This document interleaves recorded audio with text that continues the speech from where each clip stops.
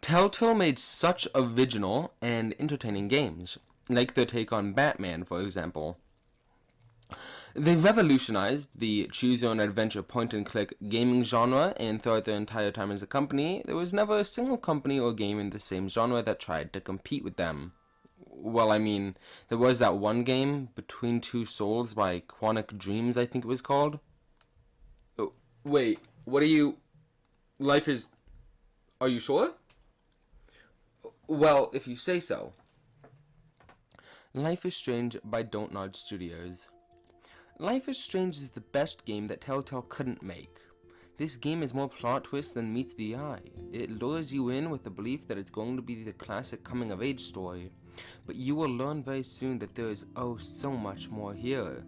While it is blatantly clear that this game takes inspiration from things like the Telltale Games or the Butterfly Effect film, what's even clearer is the talent over at Don't Nod Studios, who have made such a compelling, well-written, character-driven story. But, as the story gets on, it pulls away from the stereotypical choose-your-own-adventure style and begins to turn into more of an action-adventure narrative choose-your-own-adventure, as well as forge an identity of its own. After the first 3 episodes, it all but abandons the traditional style in this genre, which is why I made the Beyond Two Souls joke earlier. Like Beyond Two Souls, it goes from a Telltale-like game to a more story-driven, less gameplay-centered game. I suppose you could say it's like Undertale in that regard. After episode 3, however, a majority of the gameplay will just consist of you walking from conversation to conversation or going to wherever you must go to in order to make the next decision. To some, this may be seen as a turnoff, but to someone with a more critical eye, this can be seen as nothing but good. It removes the pointless aspects of having to go from place to place and collect random shit and focus on something the game does far better, and that's telling a story, with interesting, well-written characters. Life is Strange is a great example of a cohesive theme and the consequences of becoming an adult. I've played many games that make you make decisions, but never before this game have I played one that makes me actually care about the decisions in which I am making. Throughout the game, you are making tons of decisions, seeing as that's the game's most important aspect, and because of this, it only makes sense that the end of the game would give one last huge decision for you to decide. The choice Life is Strange presents you with, at the end, is absolutely terrible. It has nothing to do with the choices you have made.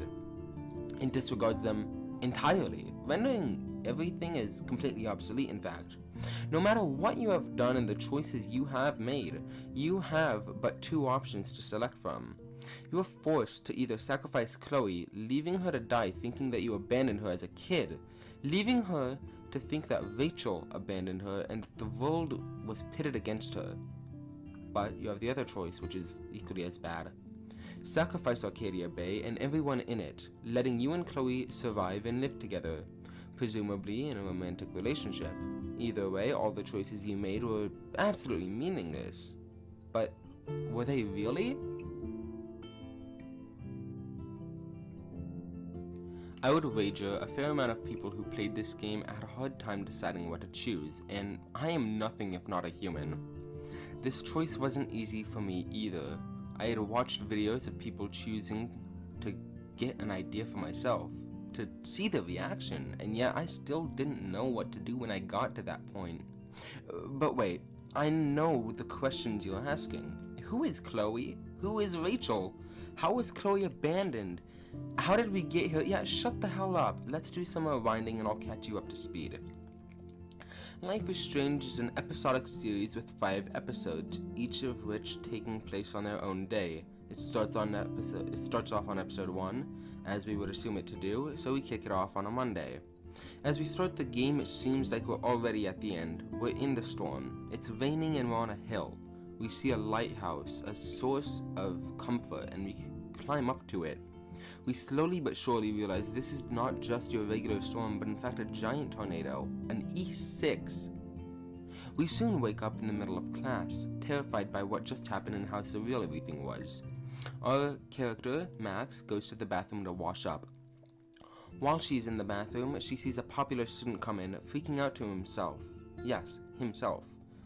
Soon after, a punk rocker girl walks in and starts harassing him over some money he owes her. Things quickly escalate, however, when the student known as Nathan draws a gun on the mysterious girl, shooting her in the stomach. Max then instinctively reaches out, and the next thing you know, you're back in class. Things are happening all over again. This is when you realize it. Max has the power to rewind time. Class soon ends, and you quickly hurry out, rushing to the bathroom in the hope that you can save this mysterious girl's life. When you eventually break the fire alarm and set it off, causing Nathan to be distracted for long enough for the blue-haired girl to get away. On your way out, the school principal stops you, asking you why you seem so nervous. This is when you are faced with the first major decision. Do you tell the principal you saw the wealthy student waving a gun around in the girl's bathroom, or do you tell him you were just surprised by the fire alarm? Once you pick one, you are told to head outside with the rest of your class. When you see a student being harassed by security faculty, once again you are given a choice. Do you take the picture or intervene? Here I should mention what happens after every choice. After you make a choice in this game, a small butterfly appears in the top left, showing that you have caused what is called a butterfly effect. After this, you go to your dorm and collect a flash drive for your friend Warren, but as you talk to him, the boy from earlier, Nathan, shows up. As he harasses you, you scratch him, making him fall down, and you fall as well, almost getting hit by a truck. As you get up and look at the driver, you realize it is Chloe, your old friend from middle school whom you lost contact with when you turned 13. You then get in the car as Warren simps, big time for you, and Chloe drives the both you and her away. Through the rest of the episode, nothing big happens, at least not until the very end, when you tell her you can time travel, after a blackout right by the lighthouse we saw at the beginning of the game. Episode 2 begins with a recap of the previous episode. This will continue as each episode from here on out will recap the one prior, as is expected from a game like this, that being an episodic game. The episode itself begins with Max getting out of bed, gathering her items and going to shower. Once you get to the shower, you see fellow student Kate Marsh, who you might remember from the previous episode when she was being harassed by Mr. Madsen. Brushing her teeth. Depending on what you did about the event regarding Kate and Madsen, she will either get mad at you for not doing anything, or thank you profusely for helping her out. Afterwards, she asks you to bring her book back to her room after your shower, and you agree to it before getting in said shower. As you shower, however, you see Victoria and one of her friends walk in and start to make fun of Kate. Victoria makes fun of Kate when she says that she's been doing homework, to which Victoria replies by saying, "That video of you clubbing didn't look like homework." Victoria continues, saying that she thinks it's awesome that Kate set a tongue record, calling her a viral slut as she leaves. Victoria then decides to write the link to the video on the bathroom mirror. The video is never seen by the player, but it is heavily implied, if not explicitly stated, that the video is of Kate Marsh at a Vortex Club party, going around and making out with a bunch of guys there. The only thing more questionable than why Kate was at the party to begin with is why the hell Victoria has the link memorized. After writing the link on the mirror, Victoria and her friend leave, so I guess they just came to bully Kate and then write the link. You were given a choice to erase the link off of the mirror if you want, and to be honest, you really have no reason to leave it up other than just to be a dick. Once you erase it, you leave to go get dressed and give Kate her book. When you go into her room, you see that it's dark, a cloth hung over her mirror, violin improperly put away, a small pile of clothes by her bed, and there sits Kate herself at her desk with the blinds over her windows, keeping the room dark. When you talk to her, she tells you that David is totally paranoid and thinks that she is part of the Vortex Club because he saw the video of her. Kate says that she went to one party and ended up making out with a bunch of people and has no memory of it. She tells you that at the party she had only one sip of red wine, which isn't much because she takes that much when she goes to church. Kate tells you that she remembers feeling sick and dizzy and that Nathan offered to take her to the hospital. Yes, that Nathan. Nathan Prescott, the Nathan who had a gun on Chloe in the girls' bathroom. The Nathan who beat up Warren and harassed you. Kate says that all she can remember is driving for a long time, then waking up in a room she thought was a hospital because of how right and bright it was. She says she heard a voice she thought belonged to a doctor until Nathan started talking. Then she felt a sharp sting in her neck. Next thing she knows, she wakes up in her dorm with no memory of what happened.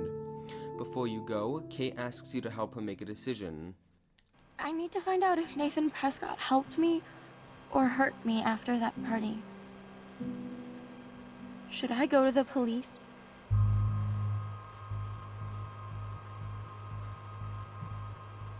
Yes, you should definitely go to the police, Kate. I totally believe every word you say. Nathan Prescott is truly dangerous. Bless you, Max. I will go to the police, and also Principal Wells. With you as my backup witness, they'll have to take us seriously now. After whatever you decide to answer with, you head outside of your dorm to meet up with Chloe at the Two Whales Diner. On your way out of campus, you stop to talk to Warren, who now has a black eye because of how hard he simped for you. The fucking cock. All this interaction really has is Warren asking you out to the drive-in theater to watch Planet of the Apes, so we can just gloss over this part. Once you finish talking to him, you leave and get on a bus to get to the diner. Once inside the diner, you take a seat and Joyce, who is Chloe's mom, comes up. After a little small talk, she takes your order and pours you your coffee. She soon comes back with your food and Chloe comes into the diner and sits down with you. Here, you and her play a little game to prove to her that you can rewind time. In this game, you tell her what she has in her pockets with a little bit of specifics thrown in, which you do by failing and having her show you what she has, then rewinding time and telling her what she has. After this, you tell her that you are going to tell her what's going to happen in the next minute or so, where you let things happen, remember them, then rewind and tell Chloe exactly what happened. After you prove that you can rewind time, Chloe gets hella stoked, as she would say, and you two get up to test and play around with your powers. On your way out, you get a call from Kate Marsh, which leads you to another big decision over whether or not you answer the call. After this, the both of you leave the diner and head to a junkyard that Chloe calls American Rust. Here, Chloe has you find 5 beer bottles that are lying around the junkyard so that you can prop them up and shoot them. Once you find them all, Chloe sets them up alongside the bottle she just drank. Here you have a fun little mini-game where Chloe shoots her gun, then you rewind and tell her which direction to aim, slowly changing things up to make things more interesting, eventually making a bullet ricochet off of a real rim and into one of the bottles. After the two of you have your fun, Max has another blackout. When she wakes up, Chloe gives Max the gun, and so Max can shoot some shit. But before anything happens, a guy named Frank approaches you. Frank says that Chloe owes him a lot of money, and when he points at you asking you to show him what you are hiding, Chloe realizes that Frank is wearing a bracelet that belongs to the missing student, known as Rachel Amber, who suddenly disappeared one day from Arcadia.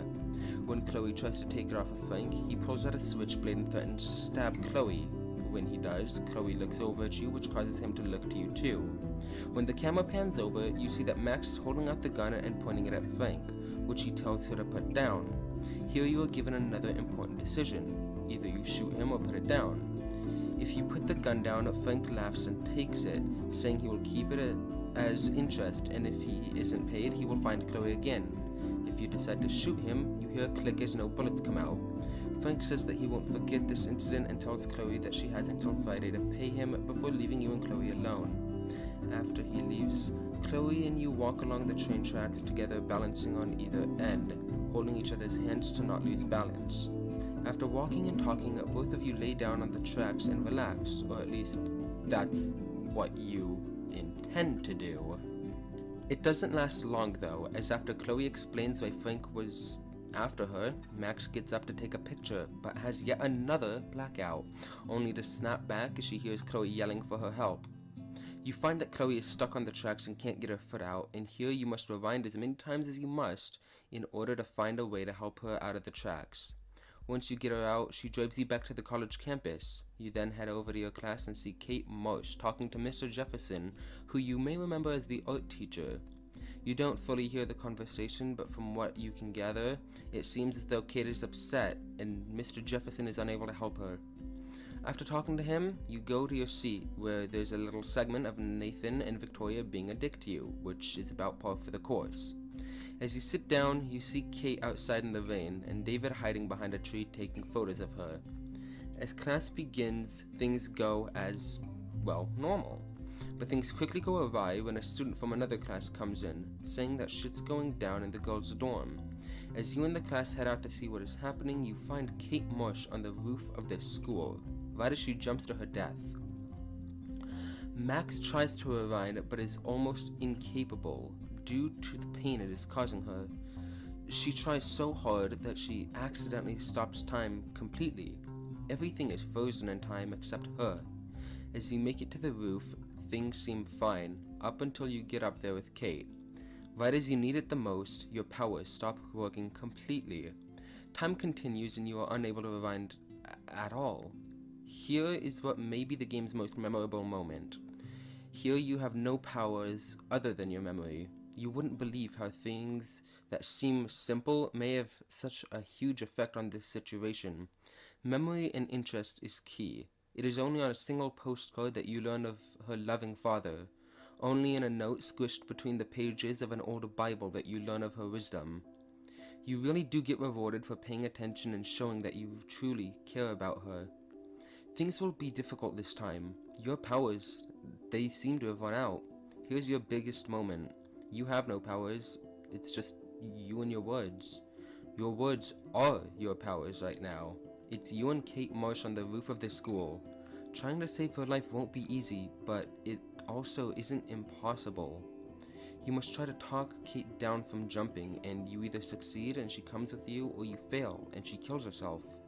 You cannot go back this time. You are too weak, and whatever happens right now will truly be permanent. You have one chance. Don't fuck it up. This is really it. This is Kate's endgame. Do you have what it takes to save a life? I sure hope you do. After this scene, you are in the principal's office along with Mr. Jefferson, Nathan Prescott, and David Madsen.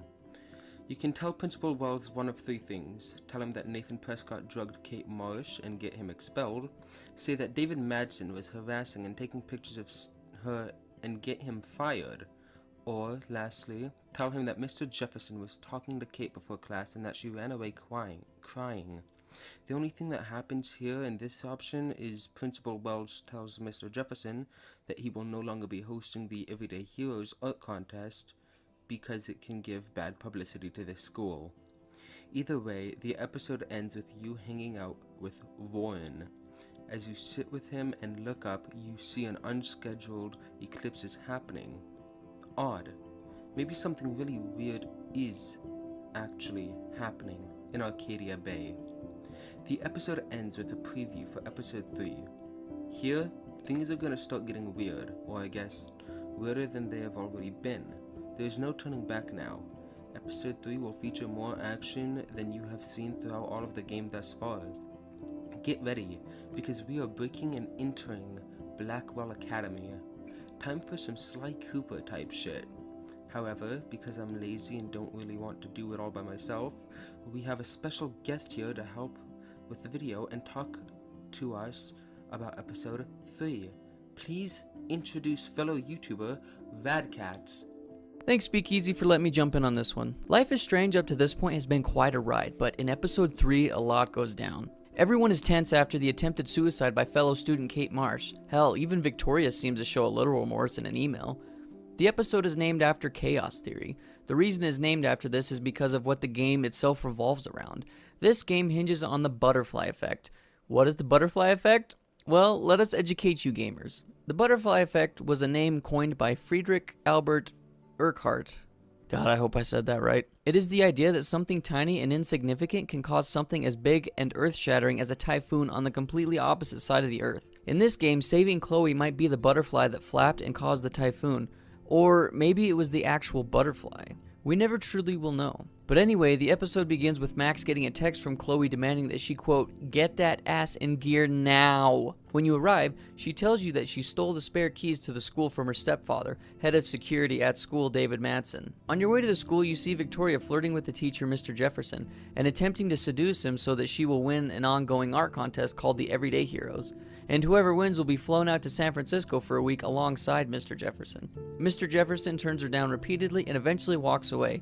After seeing this, Max and Chloe sneak into the school and attempt to break into the principal's office and see what goodies are in there. While you look for the key in the principal's office, Chloe tries picking the lock for the door. As you both fail, Max texts Warren and gets instructions on how to scientifically engineer a small bomb that can blast away a locked door and unlock it. As you go around the school, you embark on scavenger hunts for the items to build this bomb. The first item you find is a soda can, which you can purchase from the vending machine. The next item is sodium chloride, which will be in the science lab. Up next, we head to the photography room where we see that Victoria left her cigarettes, but we aren't here for that. We go to the corner and we grab some tape. Soon we head back to the science lab and grab an unnamed box, and that's it. You head back to the principal's office ready to build the mini bomb, and you begin breaking and entering.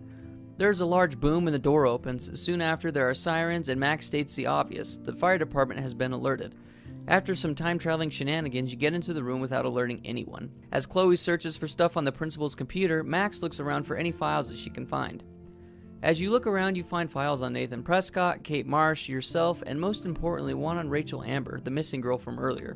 Remember her? Well, you better not forget her because she's going to take center stage from here on out. As you head over to Chloe, she tells you she found out that Nathan got Rachel in trouble for selling drugs and that he teamed up with David Madsen to get her expelled. You also find some fucked up drawing that is just the words Rachel in the dark room written over and over again, as well as something that says David M. always asks what's going on in my head.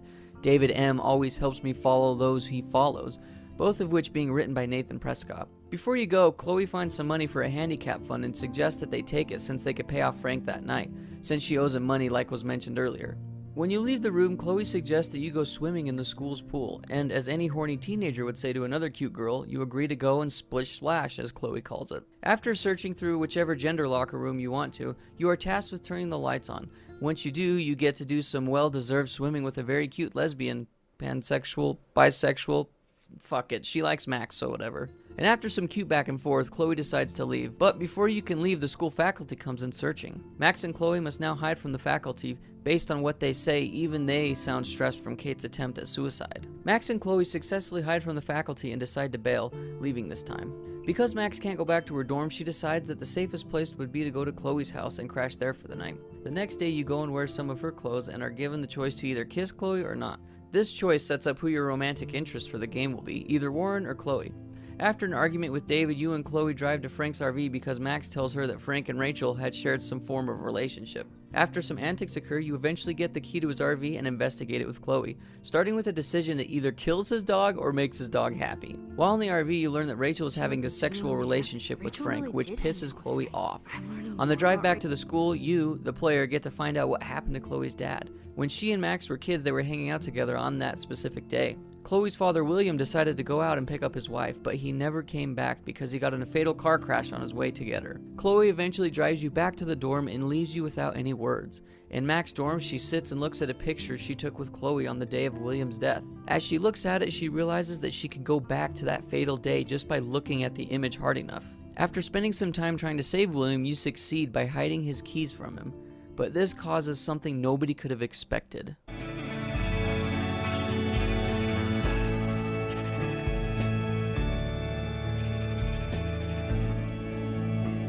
Max Caulfield. Taking a break after taking Seattle by storm, huh? We thought we'd never see you again after you left for the big city. No. I'd never do that to Chloe. Speaking of, I know she's been dying to see you. Hold on. Chloe! You have a visitor!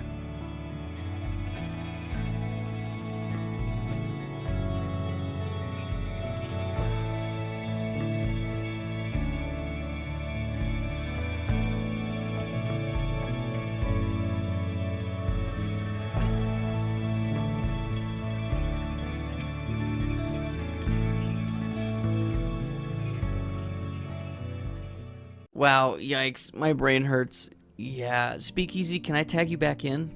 Sure thing, Vad. Thanks again for the help. Episode 4 starts with Max and Chloe walking along the shore, talking to each other about different things, like how hard it must have been for Max to see Chloe this way. They soon stop to look at the sun and talk about what happened to make Chloe like this. You learn that Joyce walked home in the rain. Because of this, William didn't die. On Chloe's birthday, he got her a car, and while she was driving, an SUV cut her off and she flew into a ditch. You then head back to her house and see that her room is now at the bottom floor, obviously. Chloe lays on a bed surrounded by hospital equipment. Not much happens in this scene other than bonding, so we can skip about an hour into this episode when Chloe asks you to pull the plug. She says that she has heard the doctors talking about how her respiratory system was failing because they thought she was asleep. She says that it is only getting worse. She says she is putting off the inevitable and making everyone suffer. She says she doesn't want to end it like this.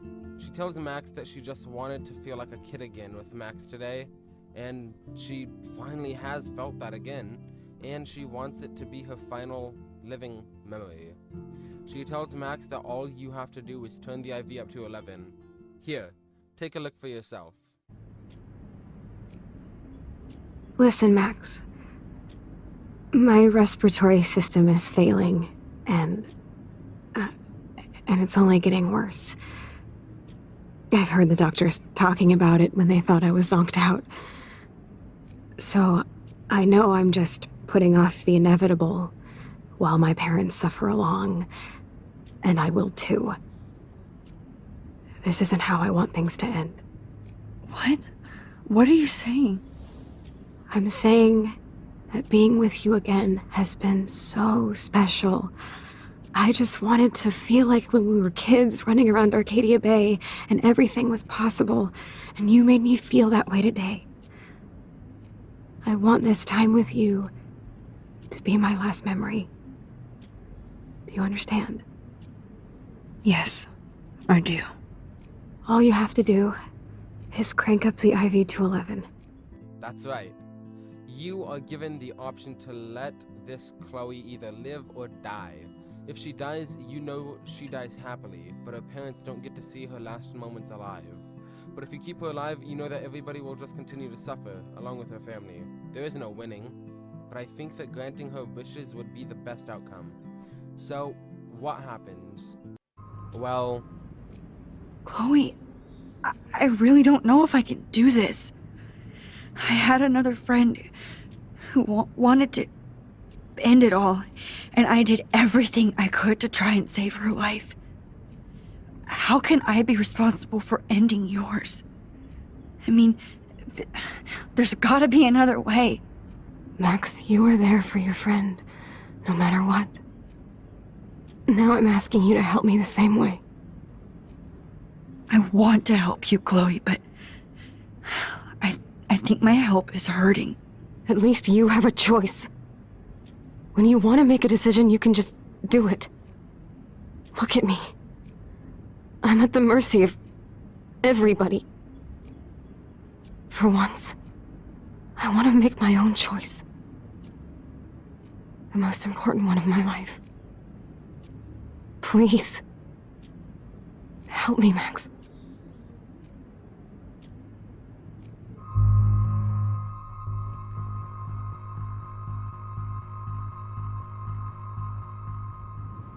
Chloe. I'll just drift to sleep, dreaming of us here together. Forever.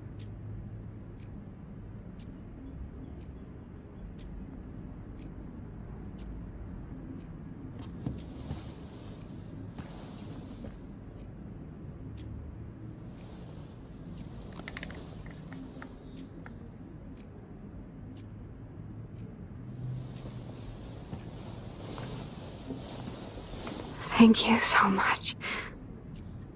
I'm so proud of you for following your dreams. Don't forget about me. Never. I love you, Max. See you around. Sooner than you think.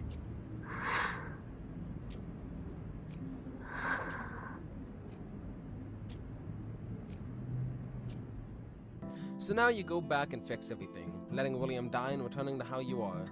There was really no purpose in the last hour, but that's okay. You just showed how strong you can be. But that cutscene that shows you fixing things is just... wow. Not until I see it first. You know the rules, Dad.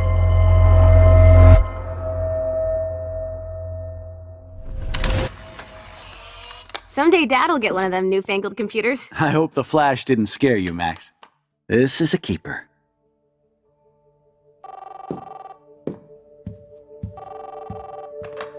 Hello? Hey, honey. What? Oh, I didn't know you had to get groceries. Of course I'll come pick you up. Shit, where are my keys? That's $1 for the swear jar. You mean your college fund? Keys, please. Aha! You can't hide from me forever. And no Chloe and Max wine tasting session. Dad. Don't blow it, because tonight your mother promised to make us a world-famous salmon surprise with chocolate cake for dessert. Max, you'll be here too, right? She's never leaving me. That makes all of us.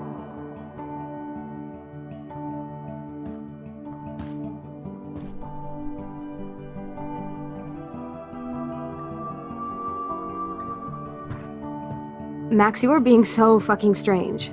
Like you're never gonna see us again. Chloe, I'm so sorry. I tried to make things different for you. I did try. I'm sorry. I don't know exactly what you're talking about, but come on. You have made things different, like my whole life. You're my best friend. I've got you and a great family. What's to be sorry for?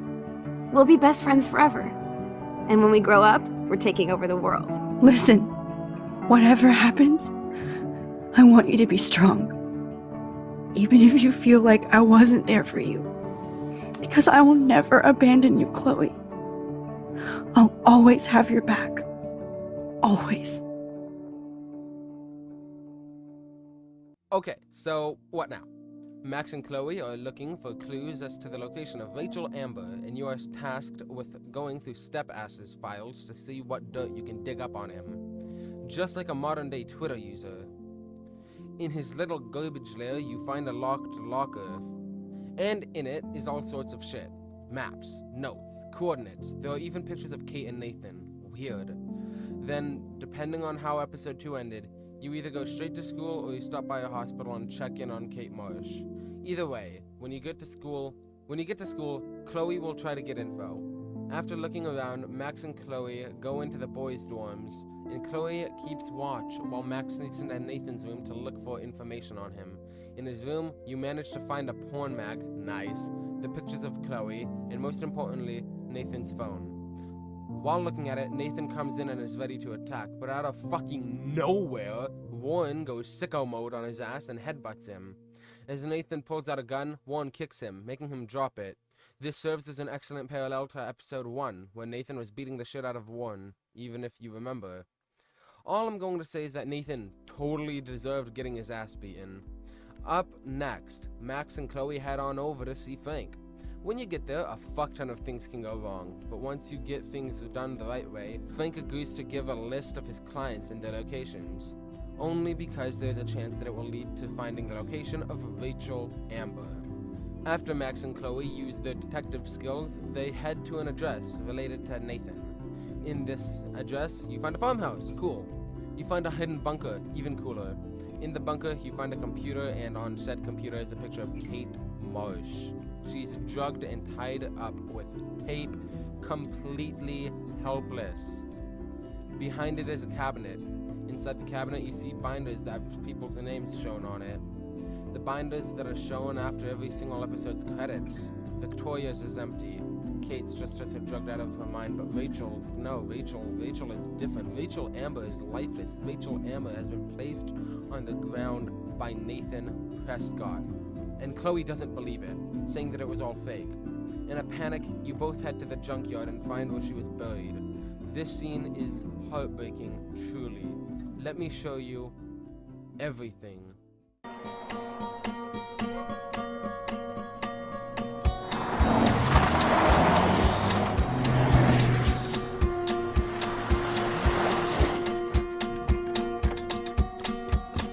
Chloe, slow down!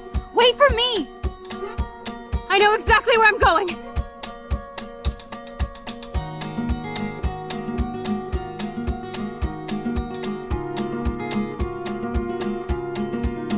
Look, this is it! This is it!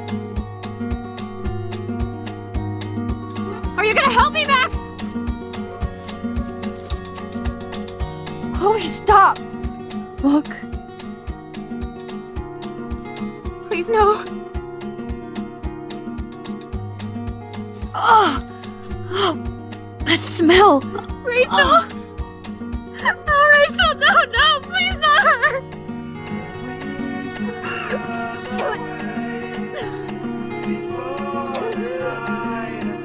Chloe.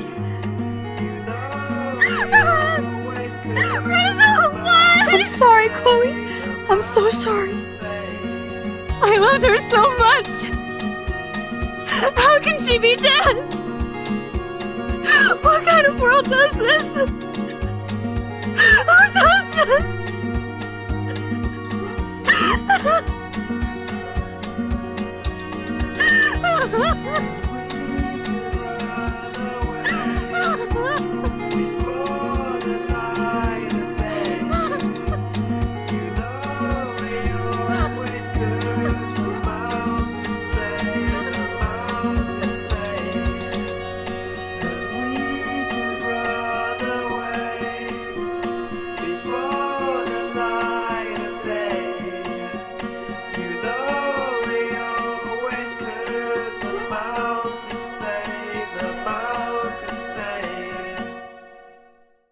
This scene hits even harder because of its location. Because it is at the junkyard. We feel connected. We were running over her body earlier and had no clue.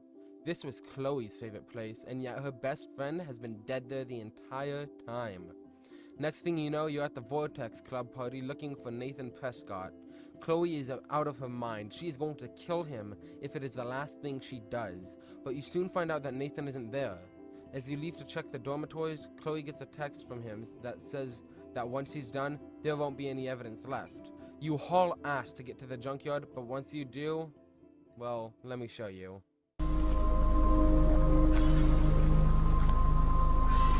Oh, no.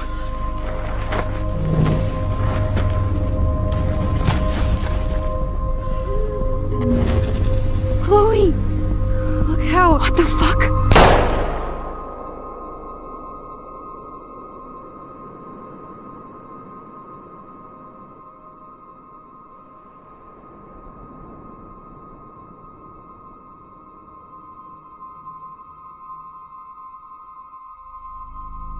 Chloe.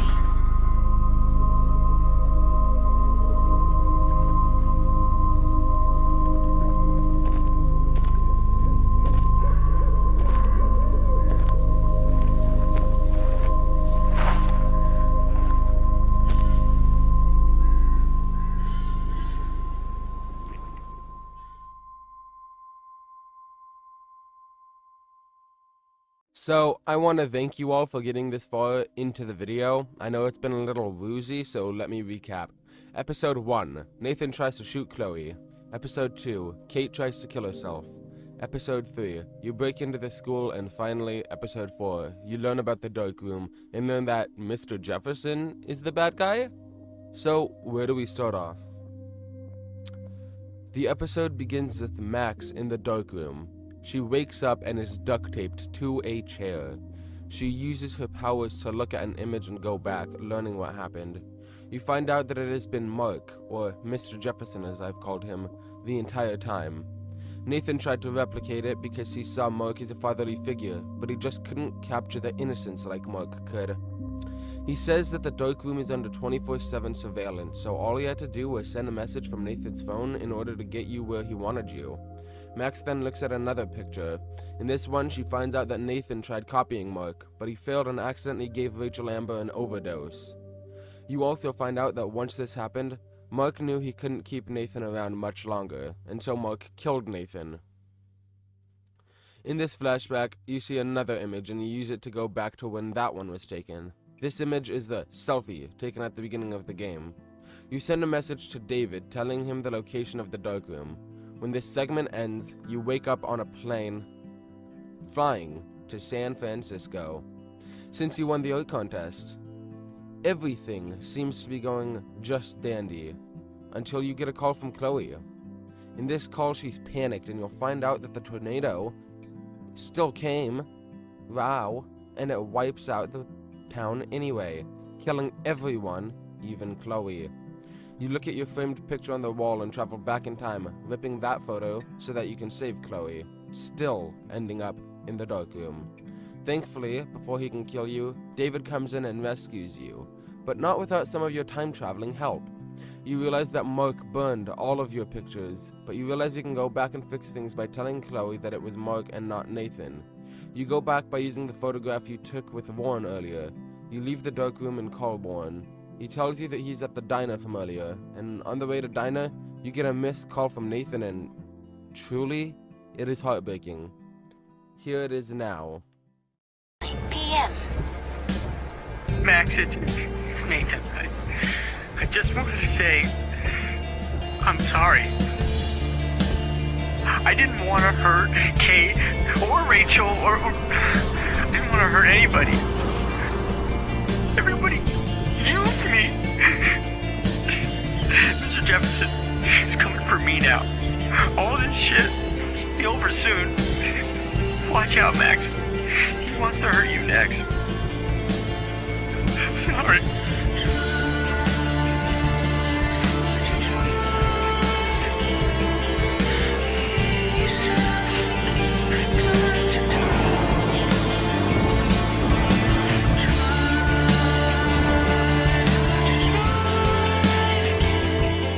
So now we're at the diner. After all of our efforts, we got the photo back from Warren and use it to go back to the club. After enough persuasion, Chloe agrees to tell David about everything, and because of this, Chloe stays alive and Mark Jefferson gets fucking arrested by an entire squad pretty much. When you get back, you learn that the tornado has arrived and that you told Chloe that the lighthouse would be the safest place to go during this. But before you can head up, Max has another freak out. This one is the weirdest among all of them. It starts with you in class at the beginning again. However, this time birds start flying into the window. Once the bell rings, you see that everybody is gone. You tell Mr. Jefferson that you love him, want to be in his dark room, or that you're happy he killed Chloe. When you leave, you go through a bunch of the same.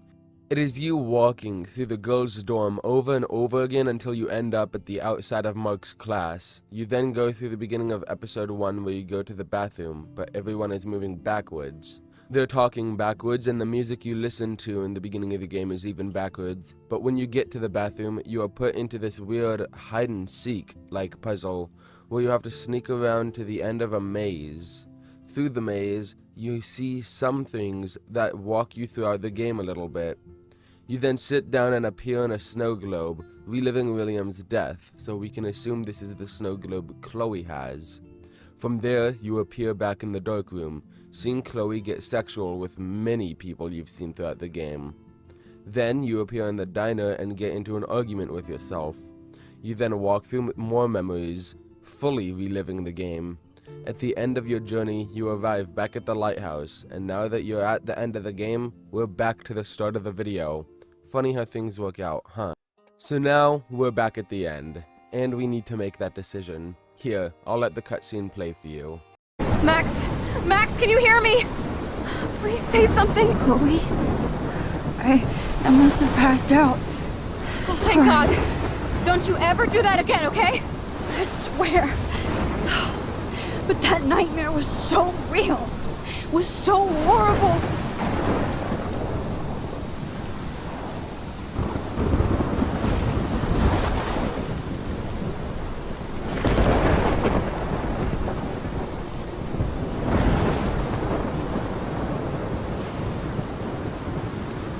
This is my storm.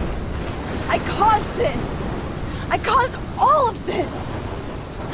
I changed fate and destiny so much that I actually did alter the course of everything. And all I really created was just death and destruction. Fuck all that, okay? You were given a power. You didn't ask for it. And you saved me, which had to happen. All of this did. Except for what happened to Rachel. But without your power, we wouldn't have found her. Okay, so you're not the goddamn Time Master, but you're Maxine Caulfield. And you're amazing.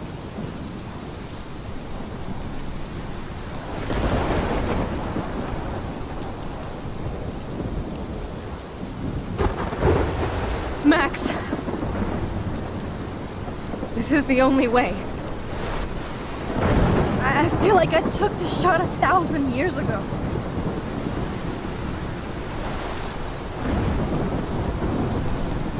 You could use that photo to change everything right back to when you took that picture. All that would take is for me to... Fuck that! No. No way. You are my #1 priority now. You are all that matters to me. I know. You prove that over and over again. Even though I don't deserve it. I'm so selfish. Not like my mom. Look what she had to give up and live through. And she did. She deserves so much more than to be killed by a storm in a fucking diner. Even my stepfather deserves her alive. There's so many more people in Arcadia Bay who should live. Way more than me. Don't say that. I won't trade you. You're not trading me. Maybe you've just been delaying my real destiny. Look at how many times I've almost died or actually died around you. Look at what's happened in Arcadia Bay ever since you first saved me. I know I've been selfish, but for once, I think I should accept my fate. Our fate. Chloe! Max, you finally came back to me this week, and you did nothing but show me your love and friendship. You made me smile and laugh like I haven't done in years.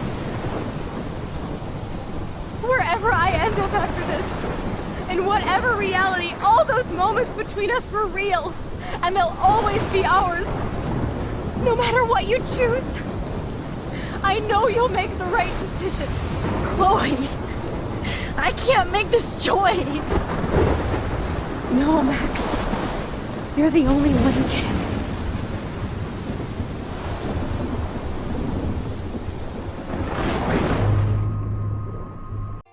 So what now? We have lived through so much with Chloe. Do we let her live?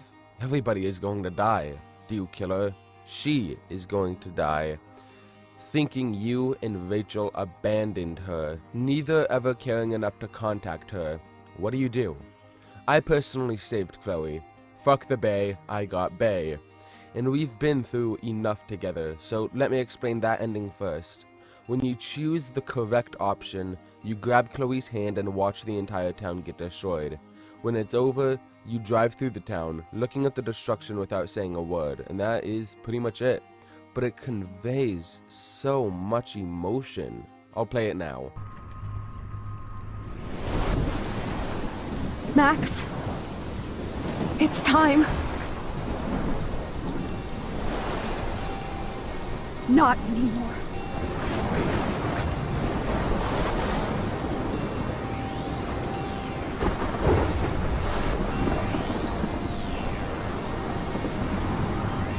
Max, I'll always be with you.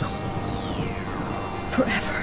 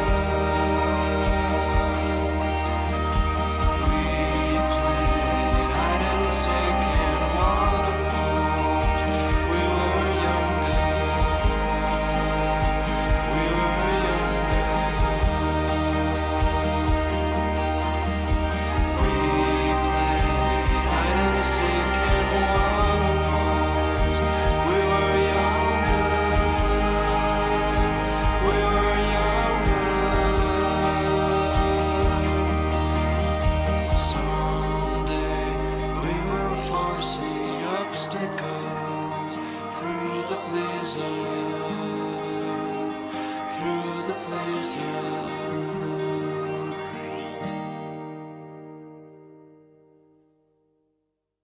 Now for the wrong choice. In it, you hug Chloe, then hyper-focus on the image like you do with other ones. You then go back to the beginning when you took the picture of the butterfly and you... well, I'll just show you.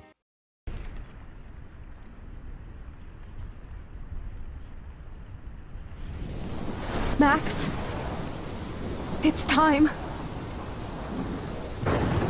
Chloe, I'm so sorry. I don't want to do this. I know, Max. But we have to. We have to save everybody, okay? And you'll make those fuckers pay for what they did to Rachel. Being together this week, it was the best farewell gift I could have hoped for. You're my hero, Max. Oh, Chloe, I'm gonna miss you so much.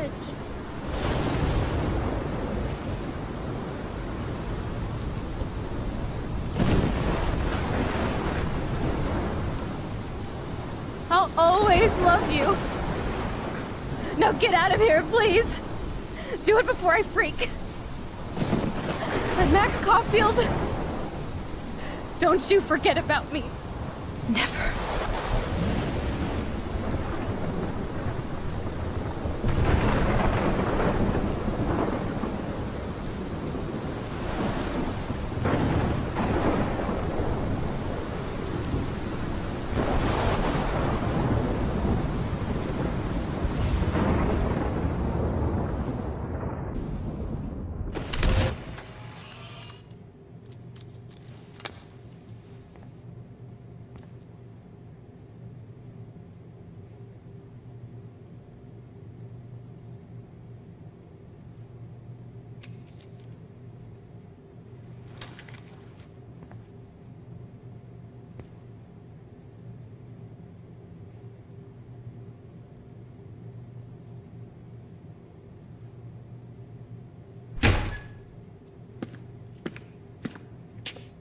It's cool, Nathan. Don't stress. You're okay, bro. Just count to 3. Don't be scared. You own this school. If I wanted, I could blow it up. You're the boss. So what do you want? I hope you checked the perimeter, as my step-ass would say. Now, let's talk business. I got nothing for you. Wrong. You got hella cash.